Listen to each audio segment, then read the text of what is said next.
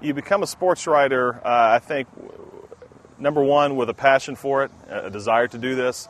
But then the other part of it is you absolutely are going to need to go to school. You're going to need to get trained and educated in the fundamentals of journalism, the laws of journalism, and understand libel and slander and the things that you got to avoid as a writer. But I would say anybody that wanted to do it, the best thing to do, number one, is have a passion for this job, which most of us do. But then you need to go to a good journalism school and get an internship while you're in school, and then be willing to pay your dues, because you're probably not going to start at the New York Times. In fact, most people are never going to work there. I think a patience and a willingness to work your way up, and you can get there with enough patience and diligence.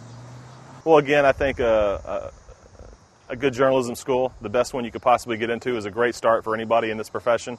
You don't have to go to Northwestern necessarily to do that, but to find schools that offer a good journalism program.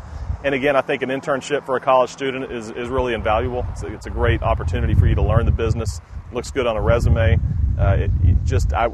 Write as much as you possibly can. Don't turn down any opportunity to write, and just learn how you do this. And there's really no substitute for this other than getting out and doing it.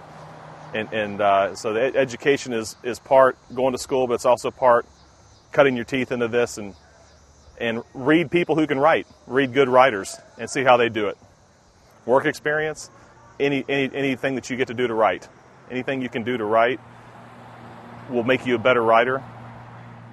There's really nothing you should ever turn down if you're trying to get into this business and you want to become a sports writer. Even if your local little newspaper wants you to go cover a high school football game, you should do it, because it's a clip you can put in your portfolio. It's a clip you can put on your resume. And again, you're learning more how the process works, and you're learning how to write. There's a way to write for books. There's a way to write for magazines. There's a way to write for newspapers.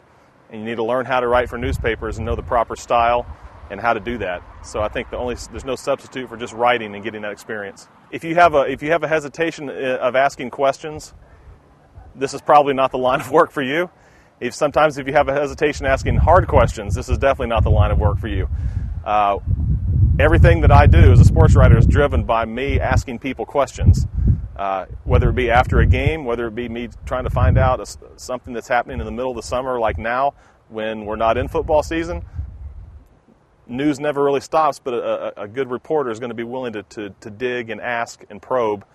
And if you do have a hesitation about walking up to people and saying, "Excuse me, I need to ask you a few questions for this article I'm writing," this is not the place to be. The flip side of that is it really helps you interact with people on a social and daily basis, in that I've developed I have no more hesitation about just striking up conversations with people, because I have to do that every day as a sports writer. So it kind of helps you in life. You don't really have any hesitation just saying hi to people and striking up a conversation.